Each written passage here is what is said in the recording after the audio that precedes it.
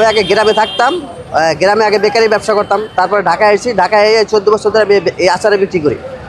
এখানে আমি প্রায় 7 বছর ধরে এর আগে কামরাঙ্গাচরে বিক্রি করি। এই যে আচারের আইটেম মনে করেন বড়ই আছে, চালতা আছে, তেঁতুল আছে, আমরা আছে, এই যে কাঁচা আমরা আছে, আবার আমচুর আছে, আমসত্তা আছে। আমি এই ব্যবসা শুরু করি আজকে 14 বছর ধরে। 20,000 টাকা দিয়ে ব্যবসা শুরু করি। এই ব্যবসায় আজকে চলমান এই পর্যন্ত প্রায় 14 বছর চলে। আপনার মনে করেন আমার এক ছেলে এক মেয়ে, ছেলেও মাদ্রাসা পড়ে, মেয়েও মাদ্রাসা পড়ে। আমি এই ফ্যামিলি এই আচার বিক্রি করে চালাই। 1800 এবং 1900 টাকার মতো দোকানদারি হয় প্রতিদিন।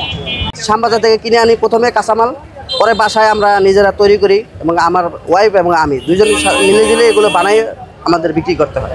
এগুলো বানাইতে মনে করেন প্রথমে আমরা মনে করেন কাটতে হয়, তারপর সেদ্ধ করতে হয়, তারপরে মনে করেন বানাইতে হয়।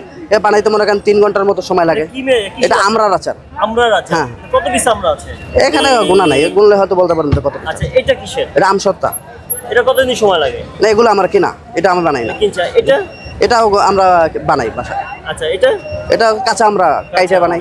আর এটা তেঁতুলের আচার, বড়ই আচার, বড়ই। এটা চালতা, এটাও চালতা। হ্যাঁ, যা মনে করেন বেচা কেনা একটু কম, ঠিক আছে, আলহামদুলিল্লাহ, আল্লাহ যেভাবে চালাইতেছি চলতেছি। এই এখন এদেশে কি আর আশা করবো করি আমরা, যেভাবে যে শ্রেণীর মানুষ, এটা করে আমাদের খাইতে হবে। আর যদি আল্লাহ পাক কোনো সিস্টেম করে দেয় তখন এর ব্যবস্থা তখন হবে।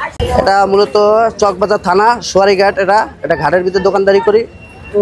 মনে করেন যা বেচা কিনা হয় তা নিয়ে ফ্যামিলি নিয়ে আলহামদুলিল্লাহ আল্লাহ যেভাবে চালায় আল্লাহর কাছে শুকরিয়া। বিভিন্ন ধরনের কাস্টমার, এখানে কারখানা আছে এবং মার্কেট আছে সামনে চকবাজার। এই মার্কেটের লোকজন আসে খাওয়া দাওয়া করে।